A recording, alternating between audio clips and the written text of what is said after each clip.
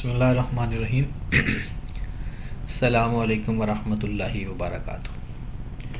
लो मेरे भाई, ये क्वेश्चन आपका आया है आइटम 23 के अंदर। कितने नंबर का? 16 मार्क्स का। बहुत आसान सा सवाल था, लेकिन बच्चों को काफ़ी परेशानी हुई। सवाल में कुछ भी नहीं है, बिल्कुल सेम पैटर्न के ऊपर क्वेश्चन है कि जॉब ए 227, बी 391 और सी 528, और साइज़ भी बताया हुआ है 20 यूनिट्स, 40 यूनिट्स और 30 यूनिट्स। सेल प्राइस भी बता दी सबकी कि अगर कोई बेचना बिकेगा तो 55, 74 और 72 और 10। ओपनिंग बैलेंस 2 का बताया हुआ है। मटेरियल यूज बता दिया और लेबर कॉस्ट इनकर्ड भी बता दी। बस फैक्ट्री ओवरहेड नहीं बताए, तो ये तो हमारे पास पहले तो कॉस्ट निकालो ना। ये जो फाइंड हो सकती है ये इधर ही फाइंड कर लेते हैं। यहाँ से मटेरियल, यहाँ से, हाँ जी, 600 प्लस 280 प्लस 10 कितना आ गया? 990। 6 2 8 990। ये कॉस्ट लग चुकी है पहले ही। और 391 पे कितनी है? 400 प्लस 1760 प्लस 40 2200। ठीक है। और इसकी कॉस्ट जो लग चुकी है वो कितनी है? 1620, क्योंकि आगे हमें चाहिए होती है ना सारी कॉस्ट। लिखते हुए factory overhead are allocated to job on the basis of labour cost. और फिर कहता है कि जनाब टोटल जो ओवरहेड है वो 245 है। तो सिंपल सी बात है, आप ऐसा करो 245 को डिवाइड कर दो टोटल लेबर कॉस्ट पे। 10 प्लस 40 प्लस 20 70। 70 पे डिवाइड कर दो, 10 से मल्टीप्लाई करेंगे तो 827 के आंसर आ जाएगा। 40 से मल्टीप्लाई करेंगे तो दूसरे का आंसर आ जाएगा, और 20 से मल्टीप्लाई करेंगे तो तीसरे का आंसर आ जाएगा। तो ये भी फाइंड कर लेते हैं। 245 डिवाइडेड बाय 70 मल्टीप्लाई बाय 10 करो ज़रा, कितना आ रहा है? 35। ये 35 FOH आ गया हमारे। फिर 140, फिर 20 से करो तो 70। ये हमारे पास आ गया मटेरियल, लेबर, ओवरहेड और ओपनिंग स्टॉक भी हमने इसके अंदर प्लस कर दिया। ओके होगी बात? चलें जी, आगे चलते हैं कि अगर कोई और कोई चीज़ इसके अंदर प्लस माइनस हो सकती है तो करेंगे, वरना यही हमारा आंसर भी होगा। लिखा हुआ है अगस्त 23 a special machine was hired on rent for 3 month exclusively for the use of job 528। 16 दिसंबर को, इसका मतलब है हमारा महीना दिसंबर का है, तो ये 16 दिसंबर 15 डेज बन जाएंगे। हमने एक मशीन हायर की, कितने महीनों के लिए? 3 महीनों के लिए। और हमारा महीना अगस्त का है, तो हम सिर्फ अगस्त के महीने की कैलकुलेशन करेंगे। कहता है 4.8 मिलियन आपने उसका एडवांस में रेंट पे कर दिया। While the remaining amount 2.8 million will be paid at the end of the 3 month period. कहता है जो बाकी अमाउंट है वो हम बाद में भी पे कर देंगे। तो ये 3 महीनों की है।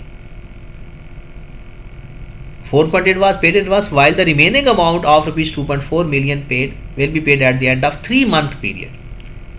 The transportation cost incurred for the site 0.3 million. The cost incurred in respect of the machine have not been included in the factory overhead.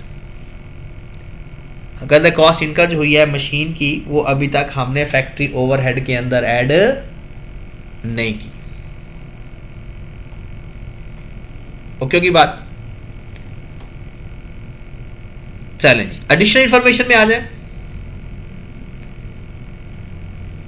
कहता है कि जनाब जो जॉब 227 है वो कंप्लीट होगी है 25 अगस्त को। Upon completion unused material 5 million transferred to job 391। लो मेरे भाई, कहता है कि जो A27 का मटेरियल है ना 5 मिलियन का, वो हम 391 में ट्रांसफ़र कर देंगे। मतलब 227 का माइनस कर देंगे और ट्रांसफ़र किस में कर देंगे? बी, मतलब जितना भी मटेरियल उधर है उसकी कॉस्ट है वो दूसरी साइड पर ट्रांसफ़र कर देंगे। कहते हैं जो 20 यूनिट है वो फिनिश गुड्स को ट्रांसफ़र हो गया है, जिसमें से 14 यूनिट हमने क्लाइंट को भी भेज दिए और बाकी जो 6 यूनिट हैं वो रिमेन इन ट्रांसपोर्टेड, वो बाद में भेजेंगे। यानी 14 यूनिट हमने सेल कर दिए और बाकी 6 यूनिट अभी हमारे पास ही हैं। फिर 31 अगस्त को 16 यूनिट हैं, 3 वो कंप्लीट हो गए हैं 391 के। It is estimated that the further cost to complete the job is 95 million. कहता है जो ऊपर लिखी हुई है उसमें मजीद 95 मिलियन भी कॉस्ट ऐड करो, मजीद ऐड होनी है। फिर कहता है in a fire of 10th August 23 sum of the material issued 528 having a cost 18 million was destroyed. वो अभी कंप्लीट भी नहीं हुआ था, वर्क इन प्रोसेस में था। 80% उसकी इंश्योरेंस में थी और स्क्रैप बेच के आपको 1 मिलियन भी मिल गया। लो मेरे भाई, हम 1 बाय 1 इसकी एंट्रीज पास करना शुरू कर देते हैं। सबसे पहले हम एंट्री पास कर देते हैं वर्क इन प्रोसेस की। जो मटेरियल यूज हो गया, लेबर कॉस्ट इनकर्ड होगी, फैक्ट्री ओवरहेड भी हमने फाइंड कर लिए। ये 3 एंट्रीज तो फिंगर टिप्स पे करनी है ना, ये 3 एंट्रीज का तो कोई आपको इशू ही नहीं है, ये फिंगर टिप्स पे होनी चाहिए। ओके की बात। चलें जी, 3 एंट्रीज तो आप पास कर लेते हैं हम।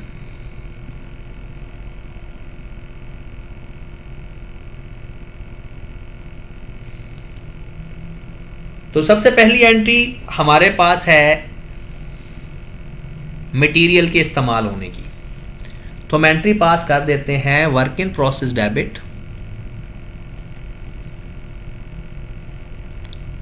मैं ना ABC लिख रहा हूँ, पूरा जॉब का नाम नहीं लिख रहा, वो पूरा कोड लिखते हुए ऐसे टाइम लगेगा। पेपर में आपने पूरा ही लिखना है।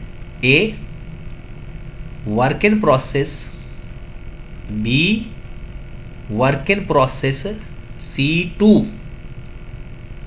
Raw material.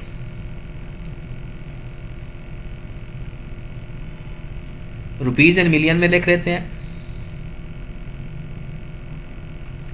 ये डेबिट है और ये क्रेडिट है। जी जनाब, सबसे पहले मुझे बताइएगा ज़रा कि इसका कितना कितना मटेरियल इस्तेमाल हुआ है। 280, 1760 और 1600। 280, 1760 और 1600 प्लस कर दें 3640। लो भाई, इसकी नरेशन क्या आएगी कि मटेरियल इशू किया for the job, material issued for job. फिर उसके बाद लेबर की एंट्री पास कर दें, बिल्कुल ऐसे ही। Work in process A, work in process B, work in process C to payroll. वो भी क्वेश्चन के अंदर गिवन है। 10, 40 और 20।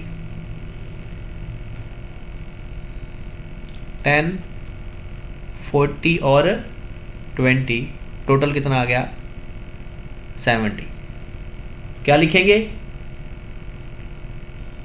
Labour cost allocated to work in process. Narration लिख लेना आप, मैं नहीं लिख रहा। नेक्स्ट आ जाते फैक्ट्री ओवरहेड के कितने हुए।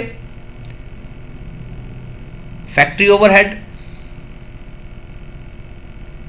ये हमने फाइंड किया 35, 140 और 70। तो क्या एंट्री होगी जी? Work in process A, work in process B, work in process C to applied FOH। कितनी अमाउंट आ जाएगी जनाब? 35, 140 और 70 245। जी जनाब, ओके है।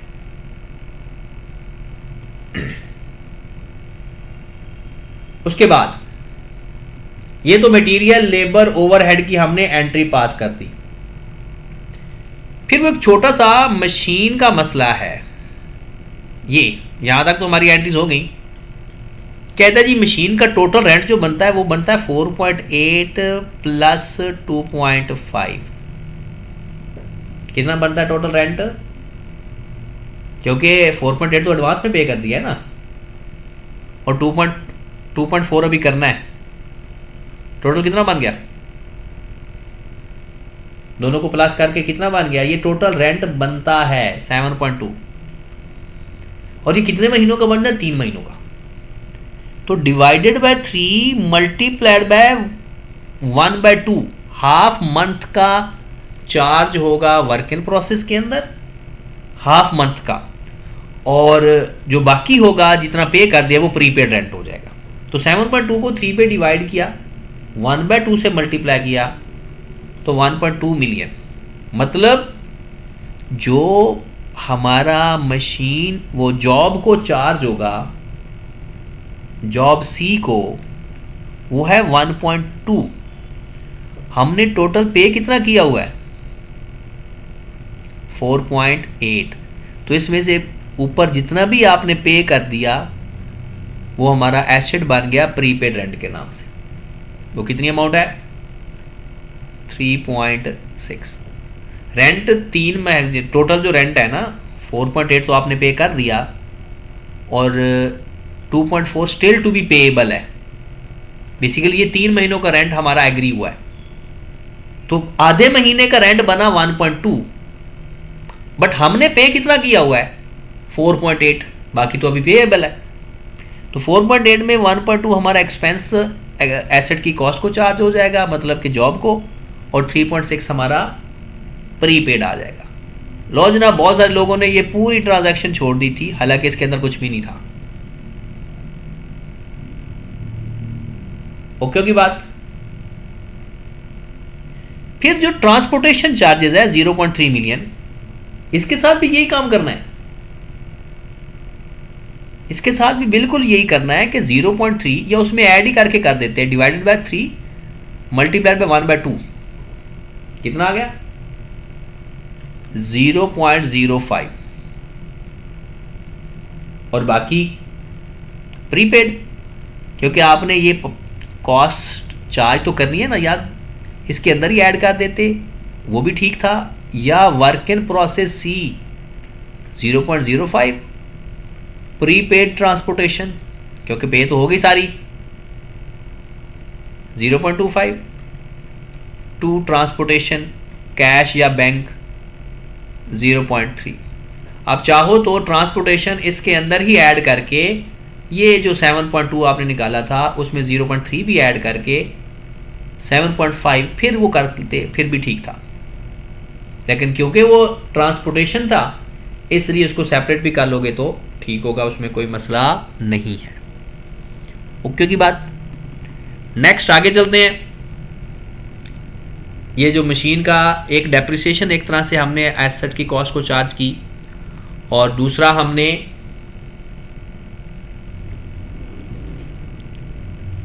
जितना प्रीपेड था उसकी भी एंट्री पास कर दी।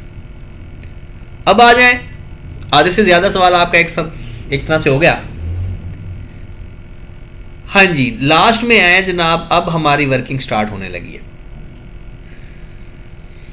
ये यहाँ तक सवाल हमारा हो गया। एडिशनल इंफॉर्मेशन है, कहते हैं जनाब ए जो है वो 25 अगस्त को कंप्लीट हो गया। अनयूज्ड 5 मिलियन हमने ट्रांसफ़र कर दिया 391 को। उसमें से 20 यूनिट हमने जो ट्रांसफ़र कर दिए हैं फिनिश गुड्स को, उसमें से 14 यूनिट बेच दिए। लो जी, सबसे पहले तो हम पहले कॉस्ट फाइंड करेंगे, टोटल कॉस्ट कितनी आएगी, ठीक है। और उस कॉस्ट में से फिर हम देख लेते हैं, करो ज़रा कॉस्ट फाइंड कर लेते हैं कॉस्ट इसकी। ये ऊपर हमने फाइंड की तो थी, 900 में 35 प्लस किया, बल्कि अलग से लिख लेते हैं। क्वेश्चन अपने सामने रखो ज़रा। ए की कॉस्ट मैं फाइंड करने लगा हूँ, 600 ओपनिंग स्टॉक हो गया,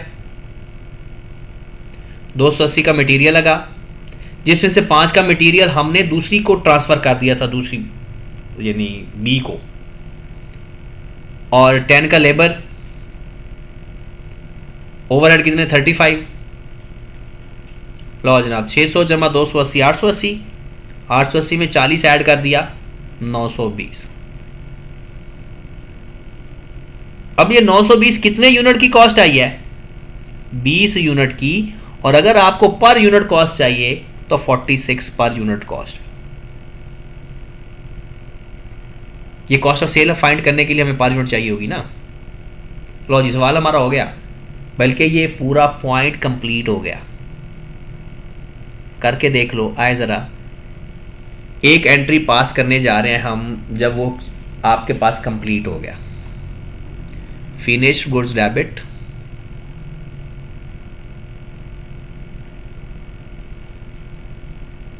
कितनी अमाउंट से? 920 से।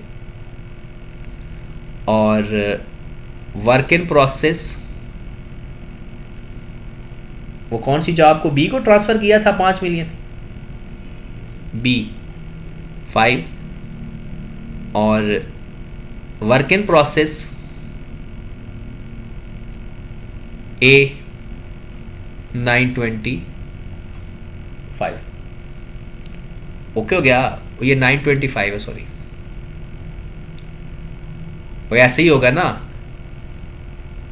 925, कि इसमें से 920 फिनिश गुड्स को और 5 वर्क इन प्रोसेस बी को। अब अलग अलग से भी एंट्री पास कर सकते थे। अब इसमें से 20 यूनिट फिनिश गुड्स में आ गए, इनमें से हमने सेल कितने कर दिए, तो सेल करने की एंट्री पास कर दें। अकाउंट रिसीवेबल टू सेल, कितने यूनिट बेचे हैं? 14। कितने यूनिट बेचे हैं? वो कहता है इसमें से 14 यूनिट आपने कस्टमर को भेज दिए, बाकी 6 यूनिट भेजने हैं लेकिन अभी तक भेजे नहीं है। तो कीमत कितनी है जरा ऊपर देखिएगा, एक यूनिट की कीमत कितनी है? 55। तो कितना आंसर आ गया? 14 मल्टीप्लाई 55, 770 मिलियन। और इसकी कॉस्ट ऑफ सेल भी फाइंड कर लो, cost of sale debit, finish goods credit, कितनी अमाउंट से भला? आपने 14 यूनिट बेचे हैं और एक यूनिट की कॉस्ट आपने फाइंड की थी 46, 4, तो उसी की कॉस्ट आएगी ना। वो 920 को आपने 20 पे डिवाइड किया था, 46। हाँ जी, कितना आ गया आंसर? 644, 644। ओके की बात। लो जनाब, ये वो पैराग्राफ है, देखें अलग अलग हर पैराग्राफ की एक अपनी ब्यूटी है। ये पैराग्राफ की 3 एंट्रीज पास होनी थी, हमने पास कर दी। अब आ जाओ इस पैराग्राफ पे। 16 यूनिट कंप्लीट हो गए बी के। कितने यूनिट कंप्लीट हो गए? 16 यूनिट। तो पहले 5 यूनिट कॉस्ट फाइंड करके 16 से मल्टीप्लाई कर दो। पर यूनिट कॉस्ट फाइंड करके, क्योंकि जॉब का साइज तो 40 यूनिट है, 40 यूनिट पे कॉस्ट लगनी है। और कंप्लीट कितने हुए? 16 यूनिट। तो जितने कंप्लीट हुए हैं उसको हम ट्रांसफर कर देते हैं। तो जल्दी से फाइंड कर लें इसकी कॉस्ट। बी की मैं कॉस्ट यहां पर फाइंड करने लगा हूं। ओपनिंग स्टॉक्स 400,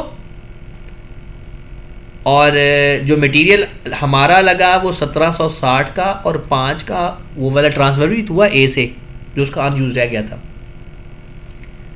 लेबर थी 40 की, और 140 की ओवरहेड, फैक्ट्री ओवरहेड थे। और उसने कहा यहां पर देखें 95 मजीद कॉस्ट लग गई है। तो टोटल कॉस्ट है जनाब, करो ज़रा प्लस, 400 प्लस ये 2160 हो गया, 2165, 2205, 2345 और 2440 डिवाइडेड बाय ये टोटल कितने यूनिट्स हैं, या ऊपर देखिएगा जहां पर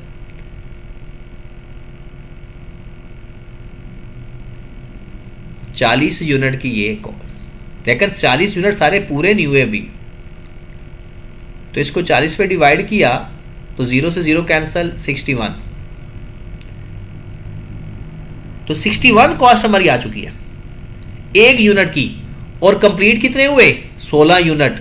तो जितने कंप्लीट हुए उसकी एंट्री पास कर दो, finished goods debit 16 multiplied by 61 to work in process B credit. तो इसको मल्टीप्लाई करें जरा, 976। ओके की बात। लो जनाब, नेक्स्ट आ जाओ, आखिरी बात। वो कहता है 18 मिलियन का स्टॉक आपका ज़ाया हो गया है, उसका 18% इंश्योरेंस मिल गई, रिसीव्ड लिखा हुआ है, मतलब 18 का 80% आपको इंश्योरेंस से मिल गया। कितना आया? 14.4। और 1 मिलियन आपको स्क्रैप से मिल गया, तो बाकी का आपका सारे का सारा लॉस। तो एंट्री क्या पास करेंगे? हाँ जी, जितना कैश आपको कैश मिला इंश्योरेंस से 14.4, स्क्रैप से कैश आपको मिल गया 1 मिलियन, और आपका जो स्टॉक ज़ाया हुआ है वो इन प्रोसेस में ज़ाया हो गया। बी था ना, सी है, ये तो अभी पूरा भी नहीं हुआ, तो इन प्रोसेस में ही आई है। तो फिनिश गुड्स नहीं, work in process C credit कर देंगे 18 से, जो डिफरेंस आ जाएगा वो एसपीएल में चला जाएगा, statement of profit or loss. तो 18 में से 15.4 माइनस किया तो 2.6। लो जनाब, ये लास्ट टाइम का 16 मार्क्स का क्वेश्चन आया हुआ है पेपर में ऑटम 23 के अंदर। तो जितने भी सवाल जॉब ऑर्डर कॉस्टिंग के है वो मैंने आपसे डिस्कस कर दी हैं।